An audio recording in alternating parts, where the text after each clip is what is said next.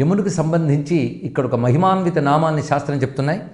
ధర్మరాజాయ నమః, మృత్యవే నమః, అంతకాయ నమః, వైవస్వతాయ నమః, కాలాయ నమః, సర్వభూతక్షయాయ నమః, ఔదుంబరాయ నమః, దధ్యాయ నమః, నీలాయ నమః, పరమేష్ఠినే నమః, వృకోదరాయ నమః, చిత్రాయ నమః, చిత్రగుప్తాయ నమః.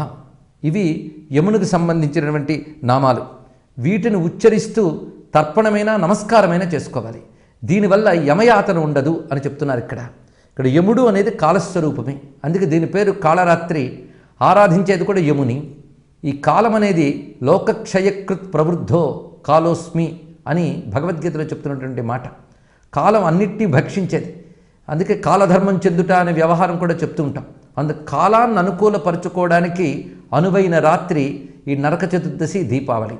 ఆ కారణం చేతనే ఈరోజు యమునికి వందనం చేసినట్లయితే కాలం అనుకూలిస్తుంది. యముడికి కాలుడు అని మరొక పేరున్నది. ఆ కాలస్వరూపం అనుకూలించిందా అన్నీ అనుకూలించినట్లే. అందుకు ఈ రోజున ప్రత్యేకించి యమునికి తర్పణంతోనూ నమస్కారంతోనూ ఆరాధిస్తారు. యముడు అంటేనే జగత్తుని నియంత్రించే పరమేశ్వర శక్తి అని అర్థం.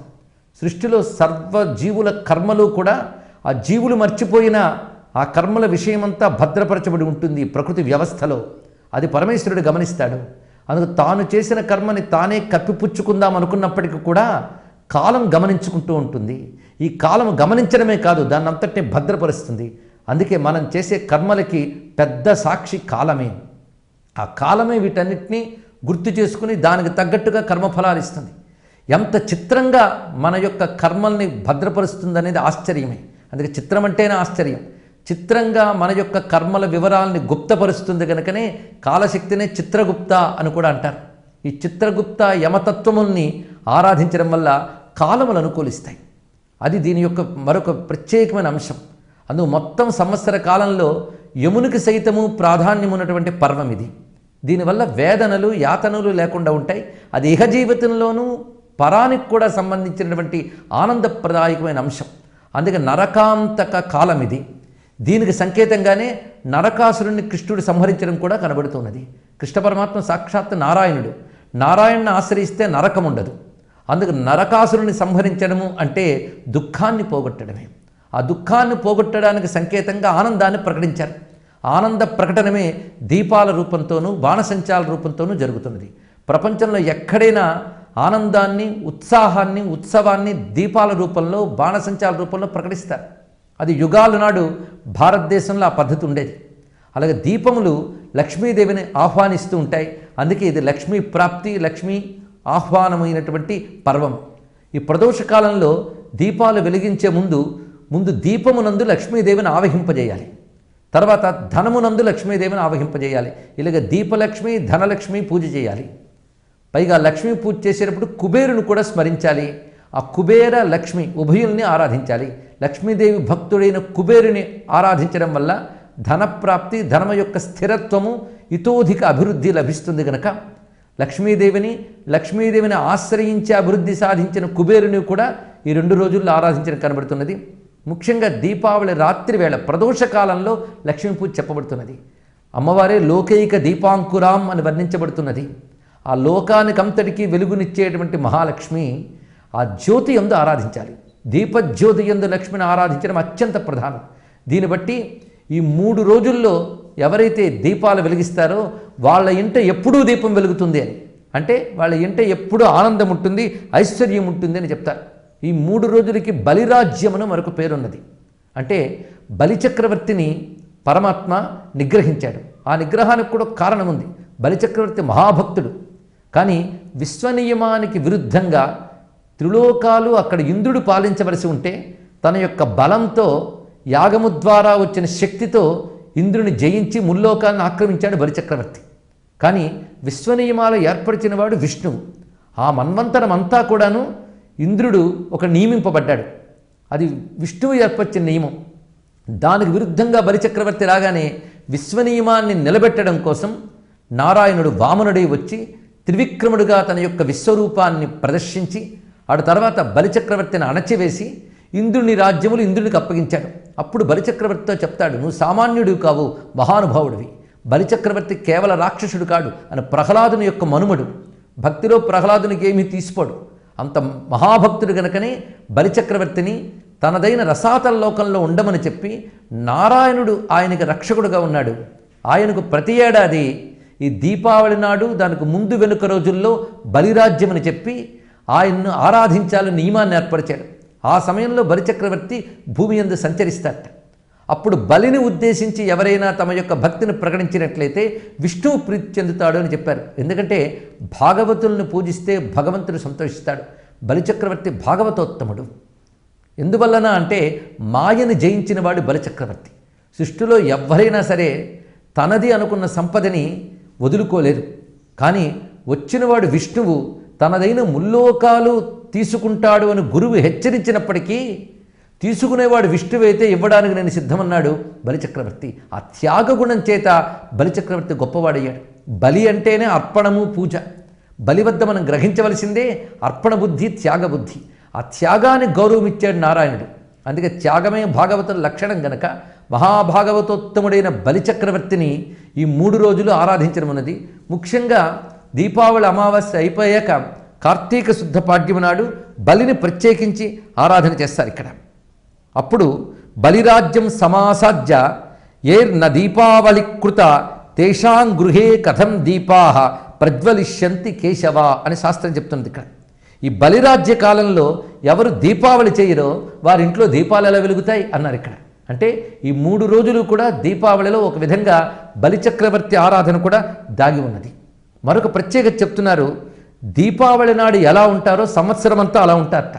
అందుకే దీపావళి నాడు ఉత్సాహంగా ఆనందంగా ఉండాలి అని శాస్త్రములు చెప్తున్న అంశం. యో యాదృశేన భావేన తిష్టత్యస్యాం మునీశ్వర హర్షదైన్యాది భావేన తస్య వర్షం ప్రయాతి అని శాస్త్రంలో చెప్పబడుతున్న మాట.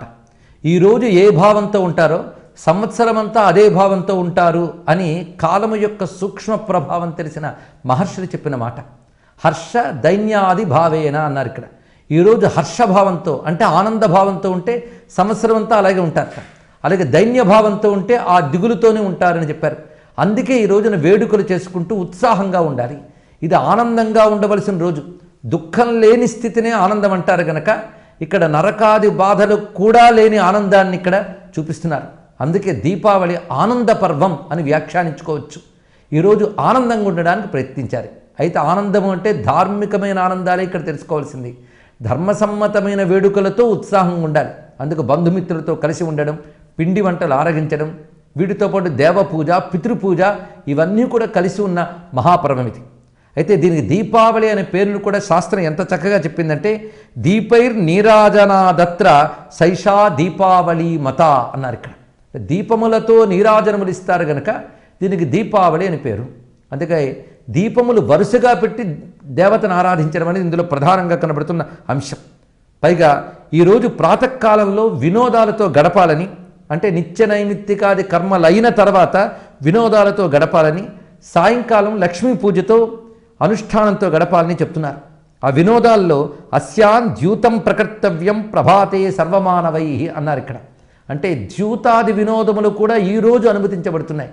అంటే ధర్మబద్ధంగా, అది మళ్ళీ ధనాదుల కోసమని కాకుండా వినోదం కోసం ద్యూతాన్ని కూడా ఈరోజు అనుమతించారు. పైగా ఈ బలిరాజ్య కాలంలో బలిరాజ్యే దీపదానాత్ సదా లక్ష్మీ స్థిరా భవేత్, ఈ 3 రోజులు బలిరాజ్య కాలం అని చెప్పబడుతోంది కనుక ఈ 3 రోజుల్లో చేసే దీపదానము లక్ష్మిని స్థిరముగా మన ఇళ్లల్లో ఉంచుతుంది అని చెప్పారు. అందుకే దీపావళి అర్ధరాత్రి వరకు కూడా దీపాలు వెలుగుతూ ఉండాలి. అర్ధరాత్రి బాణాసంచా హడావుడులు అన్నీ అయిపోయిన తర్వాత అర్ధరాత్రి తర్వాత ఇంటి గృహిణులు ఇంటిని గృహ ప్రాంగణాన్ని తొడవాలిట. అప్పుడు తుడిస్తే అలక్ష్మి తొడవబడుతుంది అని అలక్ష్మి నిస్సరణము అంటారు ఈ క్రియని. అది చెయ్యాలని శాస్త్రం చెప్తున్న మరొక విధి. అంతేకాదు లక్ష్మీ పూజ, కుబేర పూజతో పాటు ముఖ్య విధిగా చెప్పారు గోపూజ. ఈ గోపూజ 3 రోజుల్లోనూ చేయాలి. దీపావళి నాడు ప్రత్యేకించి చేయాలని చెప్పారు ఇక్కడ. ఆ చేసేటప్పుడు గోవుల్ని ఎలా ఆరాధించాలో మంత్రం కూడా చెప్పారు.